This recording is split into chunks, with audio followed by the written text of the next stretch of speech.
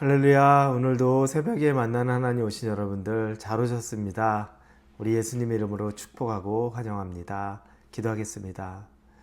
하나님 감사합니다. 좋은 날을 우리에게 주시고 말씀으로 다시 서게 하시니 감사합니다. 말씀만이 우리를 세울 수 있습니다. 세상적인 기준으로 이리저리 흔들릴 때마다 하나님의 말씀은 명확하고 정확한 기준입니다. 말씀의 능력 안에 우리가 기쁨과 감사로 거하게 하여 주시옵고, 또 기도하는 사람들 가운데 하나님의 말씀의 능력으로 또 일깨워 주시옵소서. 이 예배드리러 온 자들 가운데 하나님의 은혜가 넘치기를 원합니다. 성령의 함께 하심을 기대합니다. 우리 주 예수 그리스도 이름으로 기도합니다. 아멘. 우리에게 주시는 하나님의 말씀은 디모데후서 2장입니다. 2장 14절에서 19절까지의 말씀 같이 나누겠습니다. 디모데후서 2장 14절에서 19절입니다. 같이 읽겠습니다.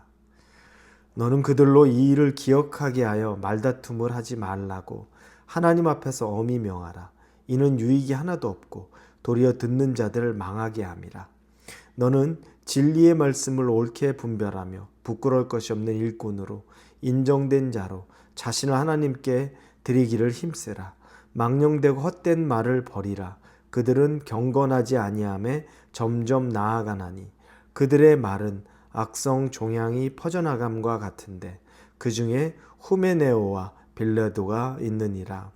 진리에 관하여는 그들이 그릇되었도다. 부활이 이미 지나갔다 하므로 어떤 사람들의 믿음을 무너뜨리느니라. 그러나 하나님의 견고한 터는 섰으니 인침이 있어 일렀으되 주께서 자기 백성을 아신다며 또 주의 이름을 부르는 자마다 불의에서 떠날지어다 하였느니라. 아멘.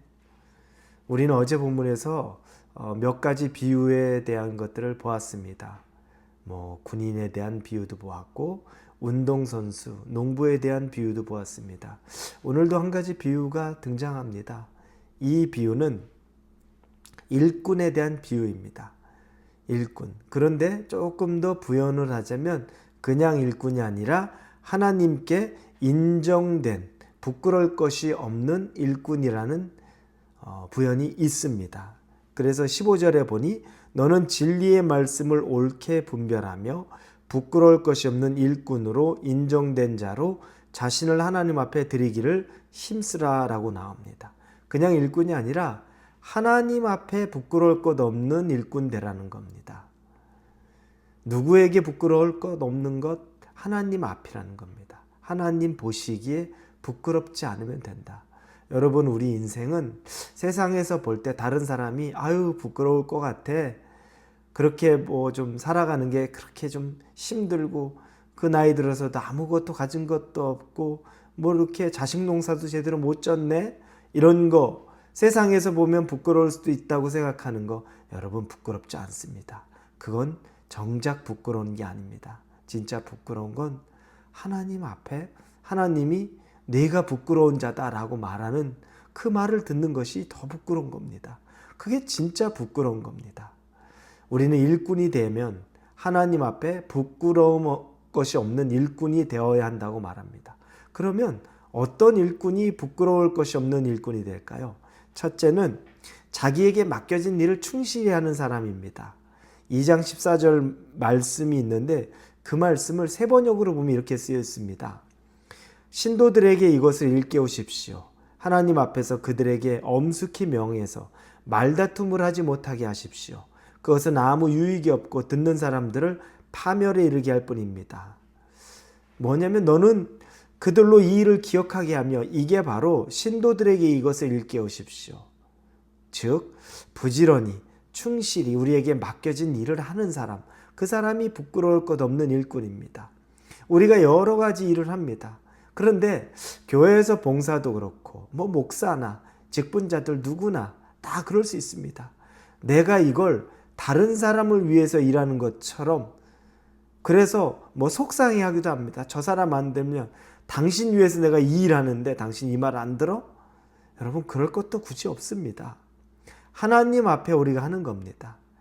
만약 그것 안 돼도 어떻겠습니까? 대신 우리는 하나님 앞에 드려진 부끄러울 것 없는 일꾼으로 맡겨진 일 최선 다하면 됩니다. 그래서 우리에게 부끄러울 것 없는 일꾼, 하나님에게 인정받는 사람은 최선을 다해 우리에게 맡겨진 일을 하되 다른 사람들이 어떻게 생각하는지, 다른 사람들이 받아들이는지 안 받아들이는지 별로 여러분 중요하지 않습니다. 우리에게 맡겨진 몫만 잘하면 됩니다. 두 번째는 부끄러울 것 없는 일꾼은 주변 사람들과 다투지 않습니다. 오늘 본문에 보면은 17절에 후메네오와 빌레도라는 사람이 나옵니다.